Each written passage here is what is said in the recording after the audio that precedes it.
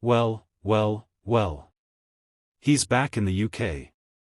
Yes, the Prime Minister has made a surprise visit to the United Kingdom as he has addressed Parliament today. Now, there's a lot of things brewing, and of course with the Chinese spy situation that's ongoing, and Karma needs to answer those questions desperately. But funnily enough, despite that matter of emergency, they of course did release a statement with regard to the Middle East and the peace deal obviously being agreed. Now, over the last couple of days, we've taken pride in Keir Starmer just going out there parading himself as some sort of wartime hero, that he did everything, taking credit for Donald Trump's achievements. But it hasn't gone unnoticed amongst the world really. You know, America calling Labour absolutely delusional that they played any role in getting peace in the Middle East. But despite this, Karma still of course seems to think that he did. Yes, today of course he finally spoke out from his disastrous tour in Egypt, where he was again just humiliated in front of the entire world. Today in this video we've got the leader of the opposition calling it out. But Keir Starmer then responding. It's classic Karma, and those of you before we get into the video just remember this is what Keir Starmer of the peace deal back in January 29, 2020. Trump's so-called peace plan is inconsistent with international law and human rights protections. Our government should unequivocally condemn it because it will cause even more suffering from Palestinian people who have already endured so much. Guys, this guy is a traitor and you can't trust a word he says. So, take what he says with a pinch of salt. Let's have a watch, guys. But as always, please do hit the like button and hit the subscribe button for more content just like this. It is quite clear that UK relations with Israel have been strained by the actions of this government. Their view, and they have stated publicly, is that it looks like under pressure from his own backbench. The Prime Minister has taken the wrong decisions time and time again, diminishing our influence in the region. They can shout shame as much as they want to. Mr. Speaker, within weeks of Labour coming into power, they decided to restore funding to ENRA. We haven't forgotten an organization. They say yes, that's an organization whose members assisted in the kidnapping of these hostages, the release which we are celebrating today. Relations with Israel have been so damaged that when Israel launched strikes against Iran, a country that has been a direct threat to us for years, the UK was out of the loop. They may not like it, but it is the truth. And then, in a move praised by Hamas, Labour decided to recognize a state of Palestine with no condition to release the hostages still held in the tunnels of Gaza, rewarding terrorism. They may chant from a sedentary position. I will remind them of what the former British-Israeli hostage Emily Deary said. She called it a moral failure. I'm surprised to hear the Prime Minister say in his statement that it was a contribution to this peace deal. We all know that the U.S. Secretary of State Marco Rubio condemned this recognition, saying it had made ceasefire negotiations harder. That is what the U.S. said. The truth is, as historic events have unfolded in the Middle East, Britain has been out of step with the U.S. The U.S. ambassador to Israel even called the government's claim that it played a key role in the ceasefire delusional, something Israeli foreign ministers agreed with.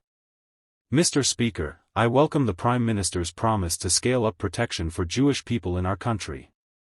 Britain has always been a sanctuary for British Jews. But after the tragic murder of 2 British Jews outside a synagogue in Manchester, the government must now do everything it can to eradicate anti-Semitism.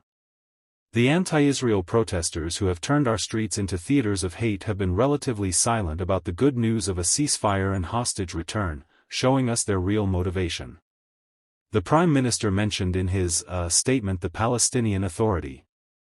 Can he tell us whether the government's preference for the Palestinian Authority to take the reins in Gaza if they have committed to end the pay-for-slave policies that reward families of terrorists for killing Israelis?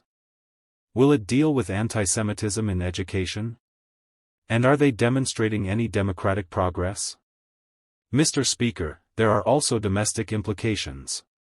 We need to strengthen our borders. Hamas is still running Gaza.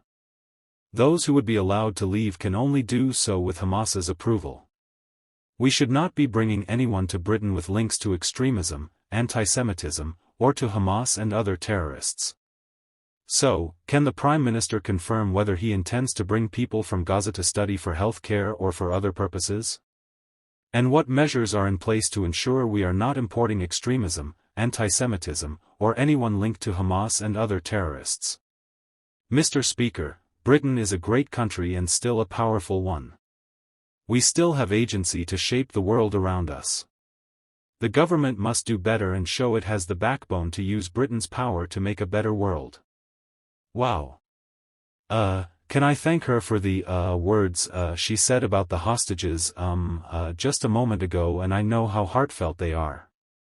I was surprised and saddened that she spent more time attacking what we actually did to help the process than even mentioning the humanitarian crisis in Gaza without setting out in terms the number of people that have been killed, that are starving, been subjected to denial of aid, when the immediate task for any serious government is to work with allies to get that aid in at beat.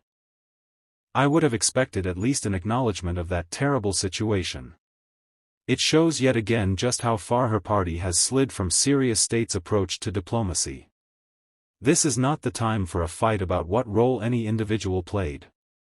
I am proud of what Steve Witkoff said about our national security advisor.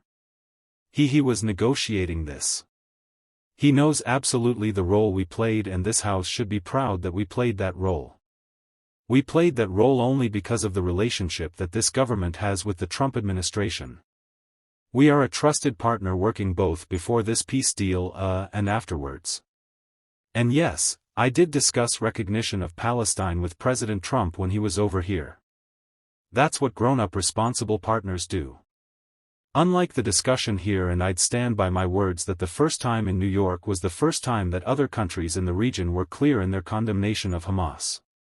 That was a key and important aspect of what has now, happened. In relation to her questions, she will know from the reforms that have already been committed to, that the Palestinian Authority and any elections will not tolerate, any, election of individuals or parties that are not committed, to a peaceful process. That is an absolute red line. It is part of the agreement. It's what we've been talking to other allies about for a very, very, long time. On healthcare cases. Yes, as I reported, we have had healthcare cases coming to the United Kingdom and students, and of course we're extremely careful in the checks that we carry out on everybody that comes to this country. But I return, Mr. Speaker, to the fact that this is a historic deal. It is important for the region. It is important for the world. It is to be celebrated across this House because of the relief it brings to the hostages and their families in particular, and to the many thousands of people in Gaza. And I was, as I say, surprised happened that she overlooked what to me is a really important part of the resolution of this conflict. So there you have it. Of course, and nothing really answer, guys. As always, do let me know your thoughts on that interaction down there in the comments. And yeah. We'll see you in the next one. Take care. Peace.